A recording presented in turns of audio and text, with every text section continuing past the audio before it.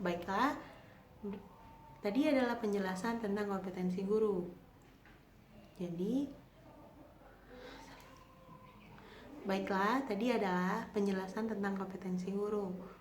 Nah, apabila saya mempunyai kesalahan dalam penjelasan, saya mohon maaf. Sekian dari saya. Assalamualaikum warahmatullahi wabarakatuh. Don't forget to like, comment, and subscribe. See you in my next video.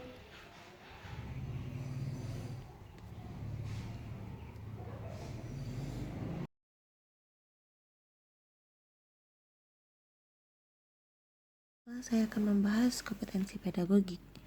Nah, kompetensi pedagogik ini yaitu kemampuan mengelola pembelajaran peserta didik. Nah, di dalam kompetensi pedagogik terbagi menjadi beberapa bagian. 1.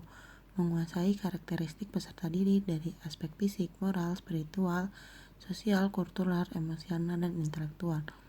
Yang dimaksud dari pernyataan itu yaitu sebagai seorang pendidik, guru diharapkan mampu memahami karakteristik peserta didik agar proses pembelajaran berjalan sesuai dengan apa yang direncanakan. Maka guru benar-benar harus mengetahui karakteristik peserta didik maupun kesiapan peserta didik untuk mengikuti pembelajaran mulai dari aspek fisik, moral, spiritual, sosial, kultural, emosional, dan intelektualnya. Selain itu, guru juga memastikan peserta didik memiliki kesempatan yang sama untuk berpartisipasi aktif dalam pembelajaran. Serta guru mampu membantu mengembangkan potensi yang dimiliki oleh masing-masing peserta didik. Di sini, guru juga berperan untuk mengatur kelas dengan memberikan kesempatan belajar yang sama pada semua peserta didik dengan kelainan fisik dan kemampuan belajar yang berbeda. Kemudian kita masuk lagi kepada bagian 2, yaitu menguasai teori pembelajaran dan prinsip-prinsip pembelajaran. Yang dimaksud dari pernyataan ini adalah sebagai seorang pendidik, guru diharapkan mampu menetapkan berbagai pendekatan, strategi, model, teknik pembelajaran yang mendidik, serta kreatif sesuai dengan standar kompetensi guru. Guru mampu menyesuaikan metode pembelajaran yang sesuai dengan karakteristik peserta didik dan memotivasi mereka untuk belajar. Kemudian bagian 3 yaitu mengembangkan kurikulum yang terkait dengan mata pelajaran yang diampu atau diajarkan. Nah, maksud dari pernyataan ini yaitu guru harus memiliki kemampuan mengembangkan kurikulum pendidikan nasional yang disesuaikan dengan kondisi spesifik lingkungan sekolah, dan guru mampu menyusun silabus sesuai dengan tujuan terpenting kurikulum dan penggunaan RPP. Sesuai dengan tujuan dan lingkungan pembelajaran, guru mampu memilih, menyusun, menata materi pembelajaran sesuai dengan kebutuhan peserta didik. Kemudian lanjut lagi pada bagian 4, menyelenggarakan pembelajaran yang mendidik. Nah, dimaksud dari pernyataan ini yaitu sebagai seorang pendidik, guru mampu menyusun dan melaksanakan rancangan pembelajaran yang mendidik serta lengkap. Guru mampu melaksanakan kegiatan pembelajaran sesuai dengan kebutuhan peserta didik. Guru mampu menciptakan situasi belajar bagi anak yang kreatif, aktif, dan menyenangkan, memberikan ruang yang luas bagi anak untuk dapat mengaktualisasikan proses dan kemampuannya sehingga dapat dilatih dan dikembangkan. Masuk kepada bagian 5 yaitu memanfaatkan teknologi dan komunikasi untuk kepentingan pembelajaran. Nah, maksud dari kalimat ini yaitu sebagai seorang pendidik, guru harus menguasai dan bisa memanfaatkan teknologi informasi komunikasi dalam pembelajaran. Guru juga mengatur pelaksanaan aktivitas pembelajaran secara sistematis, baru telah mengevaluasi pemahaman peserta didik terhadap materi sebelumnya, dan guru menggunakan alat bantu mengajar atau audiovisual termasuk TIK untuk meningkatkan motivasi belajar peserta didik dalam mencapai tujuan pembelajaran. Nah, kemudian kita lanjut kepada slide kedua yaitu bagian 6, memfasilitasi pengembangan potensi peserta didik untuk mengaktualisasi berbagai potensi yang dimiliki. Yang dimaksudkan ini yaitu guru mampu menjadi fasilitator untuk peserta didik, serta guru juga mendorong, pembimbing, dan menuntut peserta didik mencapai prestasi secara optimal sehingga tercapainya tujuan pembelajaran. Selain itu, guru juga menyediakan berbagai fasilitas yang dibutuhkan peserta didik untuk mengembangkan dan mengaktualisasikan potensi yang dimilikinya. Kemudian 7, yaitu berkomunikasi secara aktif, empatik, santun dengan peserta didik. Yaitu seorang guru harus dapat melakukan komunikasi secara langsung dengan peserta didik, karena terdapat informasi dalam interaksi antara siswa dan guru atau sesama siswa. Adanya komunikasi menimbulkan terjadinya pertukaran informasi dan pengetahuan di antara siswa, guru maupun sesama siswa. Agar interaksi pertukaran informasi dan pengetahuan dapat berjalan dengan baik, maka guru harus mempunyai kemampuan dalam berkomunikasi baik secara aktif, empatis, santun, dan peserta didik. Masuk pada bagian 8, menyelenggarakan penilaian dan evaluasi proses dan hasil belajar. Guru mampu menyelenggarakan penilaian proses dan hasil belajar secara berkesinambungan atau berkelanjutan. Guru melakukan evaluasi untuk merancang program remedial dan pengayaan. Guru mampu menggunakan hasil analisis penilaian dalam proses pembelajaran. Guru juga harus dapat menyusun alat penilaian sesuai dengan tujuan pembelajaran untuk mencapai kompetensi tertentu, seperti yang tertulis dalam RPP. Masuk lagi pada bagian 9, yaitu memanfaatkan hasil penilaian evaluasi untuk kepentingan pembelajaran. Nah, di sini berhubungan dengan perbaikan pengajaran ulang bagi siswa yang hasil belajarnya jelek, maka pembelajaran remedial diperlukan untuk membuat baik materi dari pembelajaran yang dikiranya sulit untuk dipahami, maka siswa harus mengulang materi tersebut untuk membuat siswa tersebut paham dengan materinya. 10. Melakukan tindakan refleksif untuk peningkatan kualitas pembelajaran. Nah, yang dimaksud yaitu seorang guru dapat membuat jurnal atau catatan harian. Yang dimaksud dengan membuat jurnal atau catatan harian yaitu catatan yang dibuat oleh guru atau siswa sebagai respon terhadap proses pembelajaran. Adapun catatan harian, guru dapat menuliskan apa saja yang dilakukan ketika sedang mengajar, dokumentasi secara tertulis, gagasan diterapkan pembelajaran. Selanjutnya dapat diciptakan kualitas pembelajaran yang baik. Selanjutnya kita masuk kepada kompetensi profesional. 1. Menguasai materi, struktur, konsep, dan pola pikir keilmuan yang mendukung pelajaran yang mampu. Contohnya, guru harus menguasai materi, struktur, konsep, dan pola pikir keilmuan yang mendukung pembelajaran yang diampu. Dalam menyampaikan pembelajaran, guru mempunyai peranan yang tugas sebagai sumber materi yang tidak pernah kering dan mengolah proses pembelajaran. Kegiatan mengajarnya harus disambut oleh siswa sebagai suatu seni pengolahan proses pembelajaran yang diperoleh melalui latihan, pengalaman, kemauan belajar yang tidak pernah putus. Kemudian yang kedua yaitu menguasai standar kompetensi dan kompetensi dasar mata pelajaran bidang pengembangan dan yang dimampukan. Yang dimaksud dari pengertian di atas adalah guru diharapkan menguasai standar kompetensi dan kompetensi dasar mata pembelajaran bidang pengembangan yang diampu. Guru juga harus menguasai pengetahuan bidang ilmu, teknologi, dan seni yang sekurang-kurangnya meliputi penguasaan 1. Materi pembelajaran secara luas, mendalam sesuai standar isi program satuan pendidikan, mata pelajaran, dan kelompok mata pelajaran yang diampunya. 2. Konsep dan metode disiplin keilmuan, teknologi, atau seni yang relevan yang secara kontekstual menaungi dan korelevan dengan program satuan pendidikan, mata pelajaran, atau kelompok mata pelajaran yang diampu. Dan kita masuk lagi pada bagian 3 yaitu mengembangkan materi pembelajaran diampu secara kreatif. Yang dimaksud dari pengertian di atas adalah guru diharuskan untuk mengembangkan materi pembelajaran dengan kejadian-jadian masa kini tidak monoton dengan telah ada di buku. Dalam pelaksanaan proses pembelajaran, kearifan sosial harus selalu diciptakan dan berjalan terus dengan menggunakan teknologi strategi mengajar yang tepat. Guru menciptakan suasana yang dapat mendorong siswa untuk bertanya, mengamati, mengadakan eksperimen, serta menemukan fakta konsep yang benar. Masuk lagi kepada bagian 4, yaitu mengembangkan keprofesionalan secara berkelanjutan dengan melakukan tindakan efektif.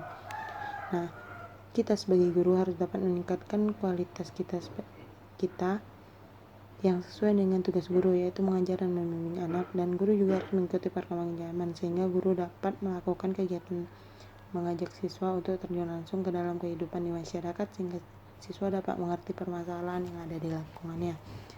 5. Memanfaatkan TIK untuk berkomunikasi dan mengembangkan diri. Yang dimaksud dari ini adalah guru harus bisa mengikuti perkembangan teknologi, memanfaatkan teknologi tersebut dengan baik berkomunikasi dengan siswa maupun wali siswa dengan memanfaatkan teknologi tersebut.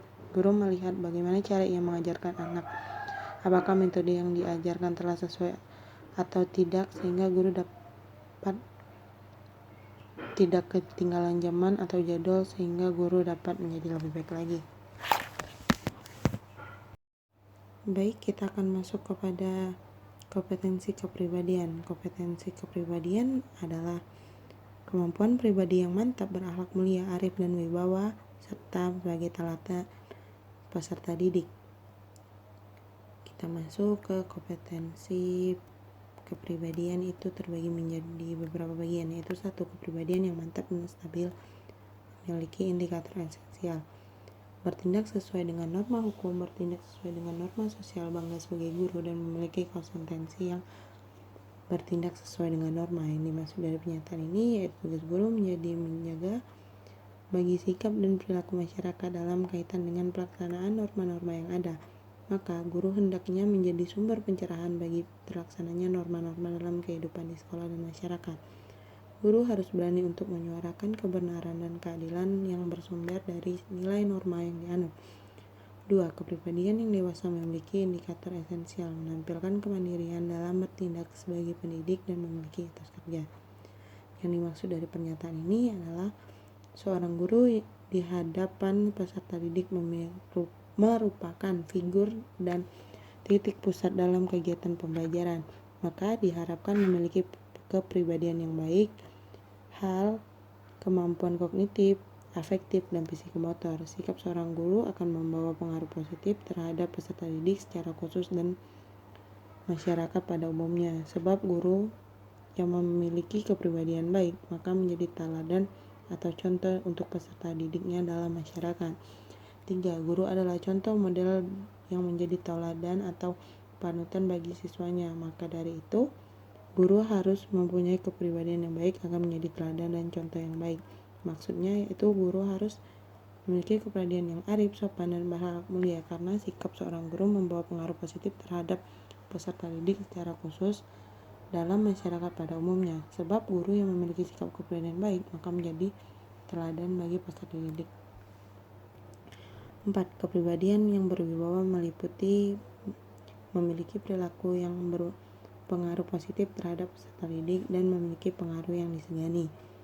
Nah, yang dimaksudkan ini guru harus memiliki kepribadian yang berwibawa, menjaga martabat dirinya agar disegani oleh peserta didik, dan guru diharapkan dapat menjadi fasilitator dalam menumbuhkan perkembangan budaya berpikir kritis di masyarakat, saling menerima dalam perbedaan pendapat dan menyepakatinya untuk mencapai tujuan bersama. Maka dituntut seorang guru untuk bersikap demokratis dalam menyampaikan dan menerima gagasan mengenai permasalahan yang ada di sekitarnya, sehingga guru menjadi terbuka dan tidak tertutup diri dari hal-hal yang berada di luar dirinya.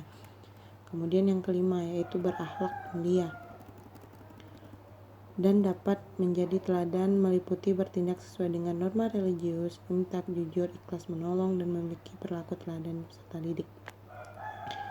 Yang dimaksud yaitu pribadi guru memiliki sikap adil yang sangat besar terhadap keberhasilan pendidik, khususnya dalam kegiatan pembelajaran. Kegiatan ini dapat dimaklumi karena manusia merupakan makhluk yang suka mencontoh, termasuk mencontoh kepribadian gurunya.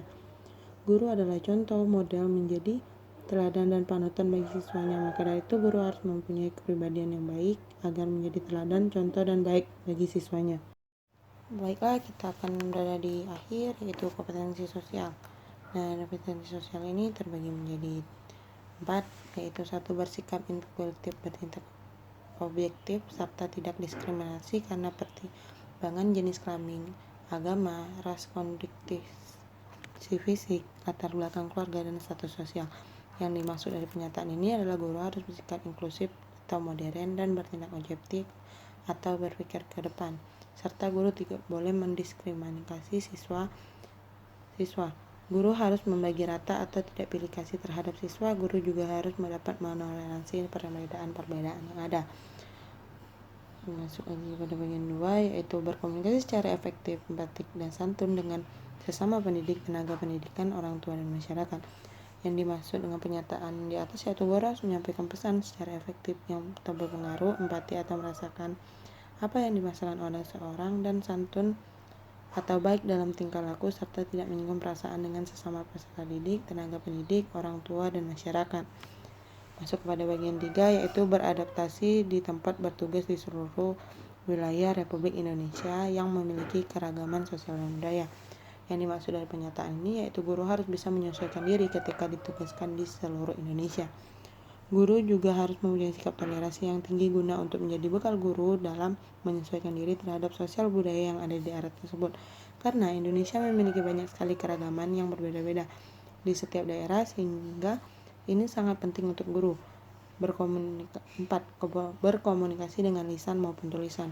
Nah, di sini guru dituntut untuk bisa menyampaikan pesan secara tulisan atau berbicara secara verbal yang bagus sehingga siswa ataupun masyarakat yang ada di sekitarnya mengerti pesan apa yang disampaikan oleh guru tersebut. Halo semuanya, Assalamualaikum warahmatullahi wabarakatuh. Saya Liana Dewi dengan NIM A1D11872, ruang R002 semester 4, Fakultas Keguruan dan Ilmu Pendidikan, Prodi Pendidikan Guru Sekolah Dasar, Universitas Jambi. Oke, pada kesempatan kali ini saya akan membahas tentang kompetensi guru. Apa itu kompetensi guru? Kompetensi guru adalah merupakan landasan atau pedoman calon guru ataupun guru yang telah mendapatkan sertifikat untuk menjadi guru. Nah, seperti saya merupakan calon guru, maka saya harus memahami apa itu kompetensi guru. Oke, penjelasannya di bagian berikut.